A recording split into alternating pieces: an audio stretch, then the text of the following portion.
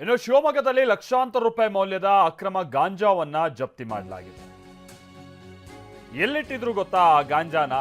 ಹುಲ್ಲಿನ ಬಣವೆಯಲ್ಲಿ ಆ ಗಾಂಜಾವನ್ನ ಸಂಗ್ರಹಿಸಿಟ್ಟಿದ್ದಂತೆ ವ್ಯಕ್ತಿ. ಭದ್ರಾವತಿಯ ಬೊಮ್ಮನಕಟ್ಟೆ ಗ್ರಾಮದಲ್ಲಿ ಅಕ್ರಮವಾಗಿ ಹೀಗೆ ಗಾಂಜಾವನ್ನ ಸಂಗ್ರಹಿಸಿ ಇಡಲಾಗಿತ್ತು. ಮಾದಕ ವಸ್ತು ಸಂಗ್ರಹಿಸಿದ್ದಂತ ವ್ಯಕ್ತಿ ಅಬ್ದುಲ್ ಖುದ್ದೂಸ್ ಅಂತ ತಿಳಿದು ಬಂದಿದೆ. ಆತನನ್ನ ಅರೆಸ್ಟ್ ಮಾಡಲಾಗಿದೆ. ಭದ್ರಾವತಿ ಪೇಪರ್ ಟೌನ್ ಪೊಲೀಸರಿಂದ ಅಬ್ದುಲ್ನನ್ನ ಬಂಧಿಸಲಾಗಿದೆ.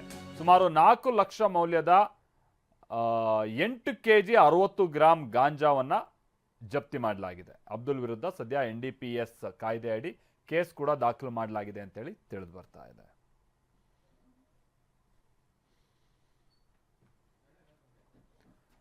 ರಾಜ್ಯದಲ್ಲಿ ಹೀಗೆ ಮಾದಕ ವಸ್ತುಗಳು ತೀರಾ ಹೆಚ್ಚಾಗ್ತಾ ಇದೆ.